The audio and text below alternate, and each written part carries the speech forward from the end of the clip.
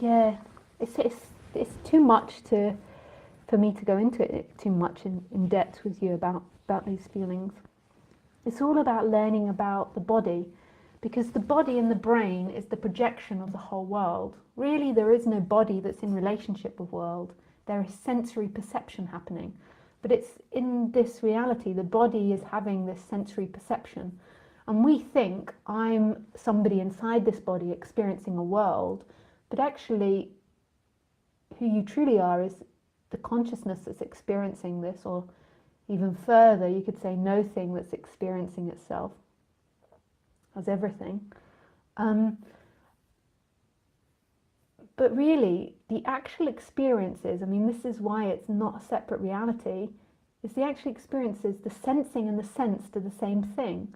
So what you feel, so your hands, what you feel and the felt are the same. What you see and the seen are the same. What you hear and the heard are the same. It's not really that, even in the bodily experience, it's not really that there's things in relationship with the body.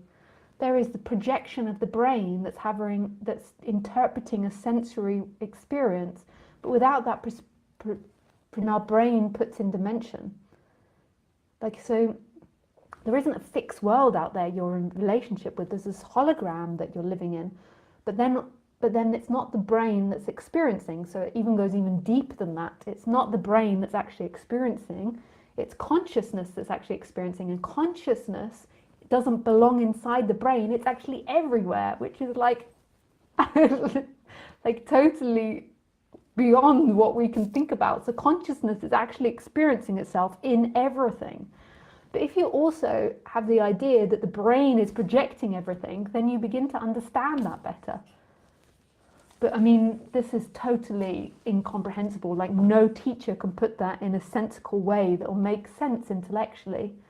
It just is, as you begin to understand the body, which is the world, the body and the world are one and the same thing, you begin to understand it non-verbally, as who you are.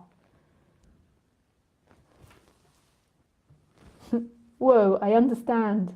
Now it's clear. Thank you so much, Lisa. Oh, I don't know if you're just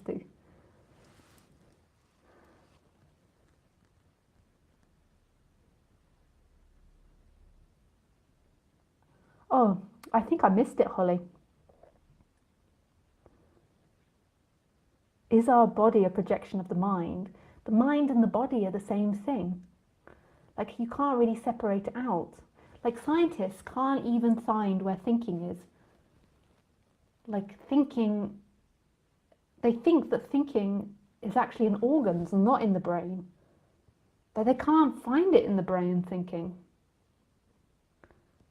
And then when they've done organ transplants, they've often found that in the new patient, the patient has thoughts that's had the organ put into them, that's had thoughts or known things about the other person, of who that organ came from. So it's like, what is the mind? Like, the body and the world are the same thing. How could you separate it out? And then, better than that, is that consciousness is experiencing all of this, and consciousness isn't inside the brain, isn't inside the body, it's everywhere. But that makes sense when you begin to see that the world is a projection of the body. But it's not your projection. Often the ego likes that, or the mind, the person likes that. I'm projecting this world as a separate person.